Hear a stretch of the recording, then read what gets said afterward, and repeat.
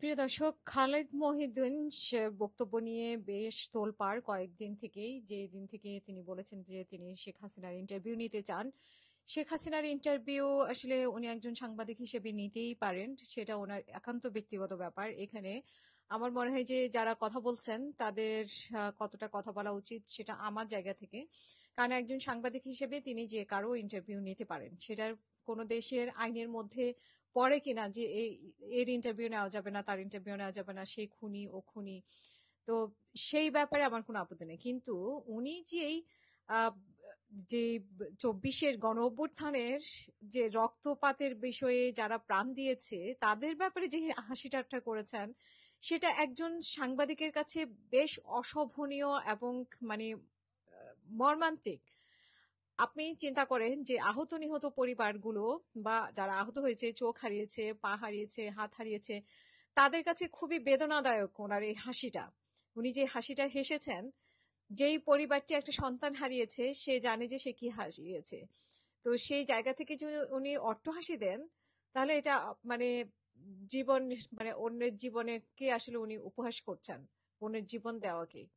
তো শেখ হাসিনার কে বিদায় করার জন্য যারা জীবন দিয়েছে, যারা হাত হারিয়েছে, মানে যে রক্তপাত হয়েছে, সেটা আসলে ওনার কাছে যদি হাসির বিষয় হয়ে থাকে, তাহলে আসলে আহ উনি একজন সাংবাদিক নামের অমানুষ বলেই আমার মনে হয়।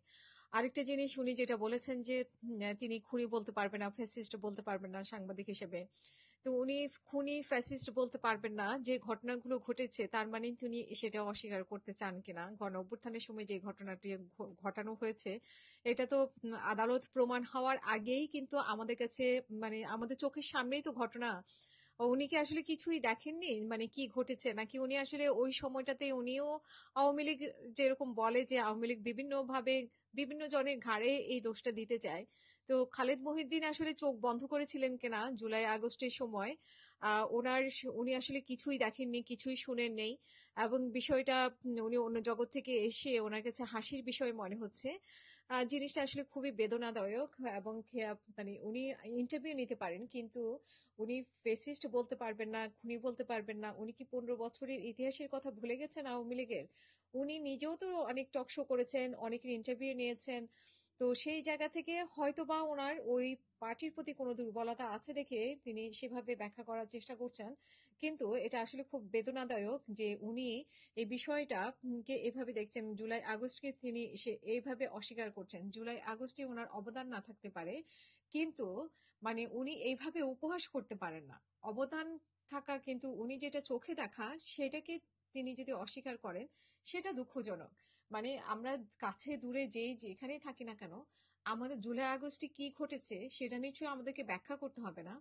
আর ওনার জায়গা থেকে উনি একজন নিজেকে তো অনেক বড় একজন সাংবাদিক দাবি করেন, হয়তোবা উনি অনেক বড় একজন সাংবাদিকও, নিঃসন্দেহে অনেকের কাছে অনেক প্রিয় সাংবাদিক। তো ওনার জায়গা থেকে উনি এই কথাগুলো কতটা অশোভন সেটা আসলে বোঝার মতো জ্ঞান বুদ্ধি হয়তোবা ওনার নাই। তো ভালো সাংবাদিক হলেই হয় না, নিজের বিবেক বুদ্ধি খরচ করেও কথা বলার একটা ক্যাপাসিটি থাকতে হয়, সেটা ওনার নাই।